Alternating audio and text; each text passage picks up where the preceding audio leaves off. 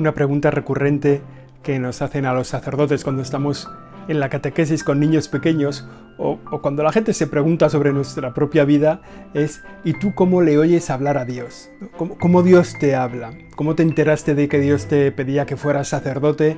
O en el fondo es ¿cómo haces tu oración? ¿Cómo rezas? ¿Cómo hablas con Dios? ¿Cómo le escuchas a Dios? Es la gran cuestión, porque es fácil hablarle a Dios, ¿no? Basta con tener fe, el Señor me está escuchando, yo le hablo a Dios.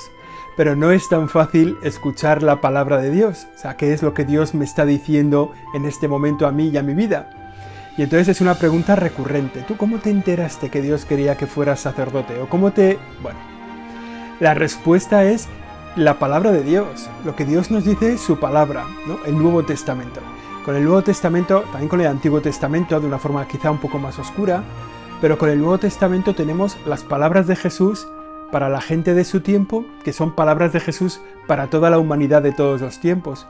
Por tanto, si queremos hacer oración y escuchar lo que Dios me quiere decir, tenemos que acudir al Nuevo Testamento, que está lleno de anécdotas, de imágenes, de pasajes de la vida de Jesús, que son muy actuales, muy significativos para nuestra vida.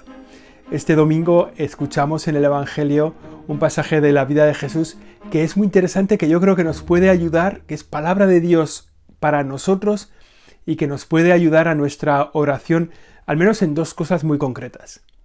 El pasaje del Evangelio es Jesucristo, que va dando, ya lo hemos visto a lo largo de este verano, va yendo de un sitio a otro, a un lado del lago, al otro lado del lago, se va a Tiro y a Sidón para descansar, vuelve.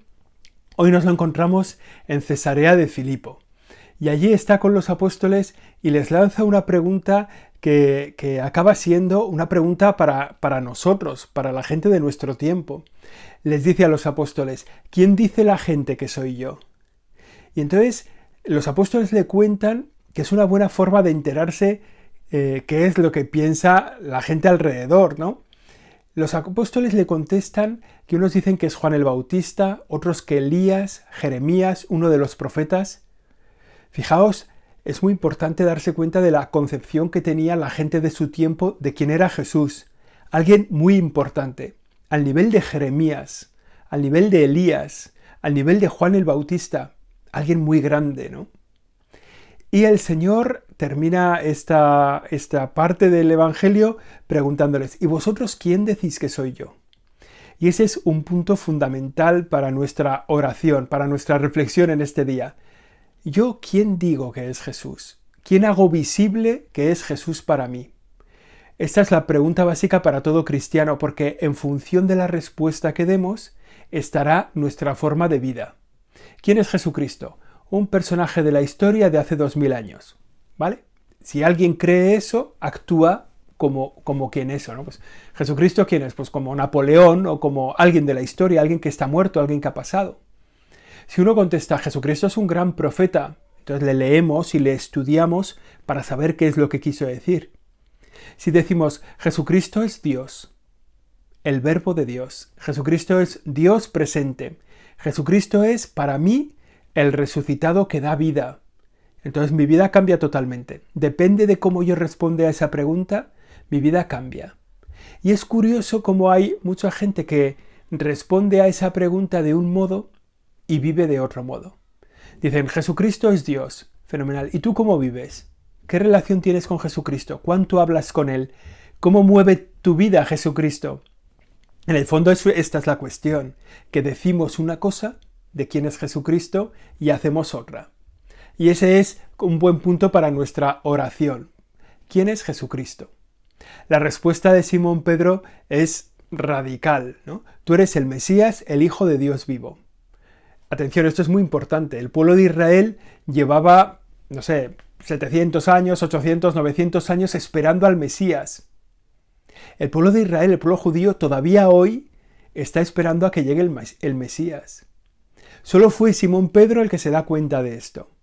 Fue Simón Pedro, eran los demonios que el Señor expulsaba, se dieron cuenta de que Jesús es el Señor. Fue el centurión al pie de la cruz el que dijo, realmente este era el Hijo de Dios. Fue la gente que estaba cerca de él los que descubrieron en Jesús al Señor. Y esta pregunta cambia la vida. Si nosotros decimos Jesús es el Mesías, el esperado, el Hijo de Dios, el Salvador, eso tiene que cambiar nuestra vida. Es bueno esto para nuestra oración. Quizá la podemos mantener a lo largo de esta semana en nuestra oración. ¿Quién es Jesús para ti? ¿Quién dice la gente que soy yo? ¿Quién decís vosotros que soy yo? Esa sería como la primera parte de nuestra oración en este día.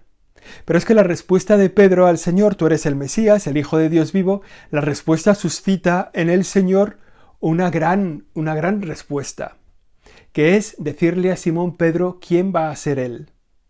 Fijaos, cuando nosotros descubrimos al Señor como Señor, el Señor nos dice quién somos nosotros, cuál es nuestra misión, qué es lo que Él nos va a confiar.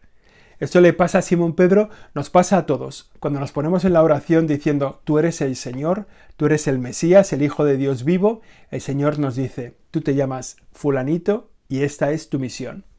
A Simón Pedro le encarga una misión esencial. Tú eres Simón, el hijo de Jonás, tú te llamarás Pedro, tú serás la piedra de mi iglesia, la piedra angular. Lo que ates en la tierra quedará atado en el cielo. Lo que desates en la tierra quedará desatado en el cielo. Digamos que le confía a Simón Pedro la gran misión de ser el cabeza de su pueblo, del nuevo pueblo de Dios, de la iglesia. Ser el cabeza de los que aquí en la tierra, en la iglesia peregrina, en los que todavía estamos de camino al cielo, nos va a hacer de buen pastor. Se lo confía así a Simón Pedro y esto se lo hará patente después de la resurrección, cuando le dice, Pedro, apacienta mis ovejas. Ahí comienza tu misión, este es tu tiempo. Bueno, esta es como la otra gran cuestión. Simón Pedro es llamado a ser la cabeza de la iglesia y a partir de ese momento los sucesores de Simón Pedro serán cabeza en la vida de la iglesia, cabeza de la iglesia aquí en la tierra, sabiendo que Cristo hace cabeza y el Papa es el que hace cabeza de los cristianos en la tierra. Para nosotros ese es otro punto de reflexión, de oración en este momento. El Papa, ¿cómo es el Papa? ¿Quién es el Papa para mí? ¿Cuánto rezo por él? ¿Cuánto leo lo que él dice? ¿Cuánto estudio lo que él dice? ¿Cuánto marca mi vida lo que él dice? No hay iglesia sin el Papa.